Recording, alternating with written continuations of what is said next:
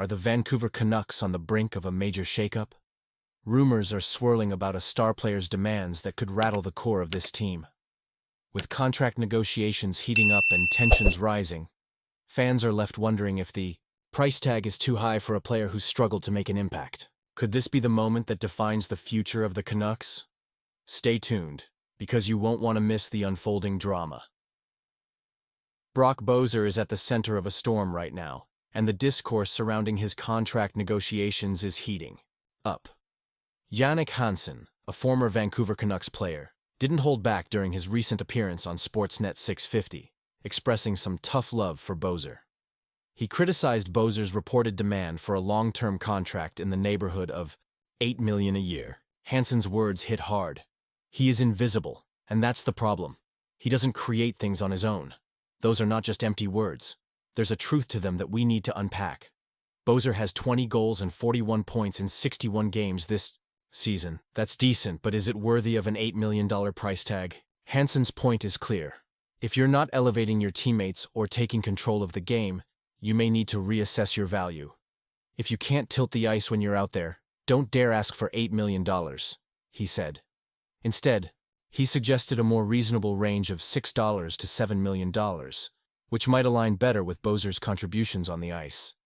Now, let's talk about the Canucks management side. General manager Patrick Allvin revealed that trade offers for Boeser at the deadline didn't meet the team's evaluation, which they reportedly set at a first-round pick level. Allvin's frustration was palpable when he said, "If I told you what I was offered for Brock Boeser, I think I'd have to run out of here." That's a candid moment, and it reflects the internal challenges the team is facing. But here's the silver lining. Allvin still sees potential in Boeser. He acknowledged that Boeser had a point-per-game playoff run last year and scored 40 goals. Yet, he also pointed out the struggles in finding a fair market value for Boeser as the trade deadline approached. There are still conversations to see if there's a way to make this work for both sides. Maybe there's an extension, Allvin stated, leaving the door ajar for negotiation. So, what does this all mean for us, the passionate fans of the Vancouver Canucks? The uncertainty around Boeser's future is palpable. His demands versus his performance create a complex dynamic that could either strengthen or weaken our roster moving forward. Do you think this was the best decision? Honestly, I'm torn. On one hand, you want to reward homegrown talent and keep our core intact, but on the other, there's a reality check happening right now. The stakes are high, and as fans, we need to consider the long-term implications of these negotiations. Are we risking a vital piece of our future by holding on to an asset that may not be worth the salary he's asking for? Or is there potential still to unlock in Boeser that could lead to a significant turnaround? This is not just about numbers, it's about the heart and soul of our team. And you, what do you think? I want to hear your opinions down below. Are you in favor of extending Boeser, or do you believe we should let him go if he can't meet the team's expectations? Let's open this up for discussion. What a night for the Vancouver Canucks.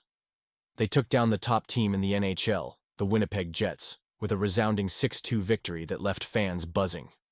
Brock Boeser was simply brilliant, scoring twice and showing the kind of fire we've been waiting to see from him. This game had everything: a fast pace, phenomenal goaltending, and a display of teamwork that made us all proud to wear blue and green. Let's break it down. The Canucks jumped out to an early lead with a gorgeous play, involving Teddy Blueger and Quinn Hughes, leading to Drew O'Connor's goal. Right from the start, it was clear they weren't intimidated by the Jets. And when Boeser scored on the power play, finally breaking his 13-game drought, it felt like a weight had been lifted off his shoulders. The Canucks were firing on all cylinders, and that first period was nothing short of spectacular. 3 goals against a team like the Jets? That's no small feat. As the game unfolded, the Jets did what we expected. They pushed back. Nikolai Ehlers tied it up, but the Canucks didn't flinch. They responded with a relentless forecheck that led to more goals. Niels Höglander was a standout, displaying tenacity that energized the entire team. When Boeser scored again, it was clear that something special was happening. The offensive creativity, those east-to-west passes, were reminiscent of a team that knows exactly what it's doing. And let's not overlook the defensive effort. Kevin Lankinen was phenomenal in net, making crucial saves when it mattered most. The Canucks' penalty kill shone brightly, especially during a tense moment when they faced a 5-on-3 situation. That resilience speaks volumes about the team's character. They weren't just playing to survive, they were playing to win. Now, with the playoffs looming, we have to ask ourselves, how does this performance set the tone for the rest of the season? The Canucks showed us that they can compete with the best, even without key players like Philip Chytil and Connor Garland. This victory not only boosts their confidence, but also sends a message to the rest of the league. They're not just hoping to make the playoffs, they're ready to make a mark. But here's where it gets intriguing. The line featuring Elias Pettersson and Höglander was electric. Do you think this was the best decision to break up the lineup a bit? Honestly, I'm torn. On one hand, we saw their chemistry shine, but I also wonder how the rest of the lines will adapt moving forward. And what about Pius Suter? He scored his 20th goal of the season, marking a personal milestone. How will the Canucks approach re-signing him? It's a crucial question as we think about the future of this team. Having players step up like Suter can be the difference in tight games, and with his performance, he's certainly earned consideration for a new contract. The energy from this game will resonate with the fans for a long time.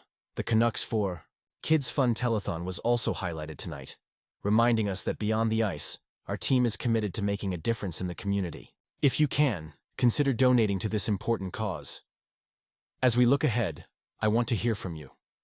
What are your thoughts on this game? Was this the turning point we've all been waiting for? How do you feel about the decisions being made as we head into the home stretch of the season? And you, what do you think? I want to hear your opinions down below. Don't forget to like, share, and subscribe to the channel to stay updated with all the latest news and analysis about our beloved Canucks. Activate the notification bell so you don't miss a single moment as we ride this wave of excitement into the playoffs. This is just the beginning, folks.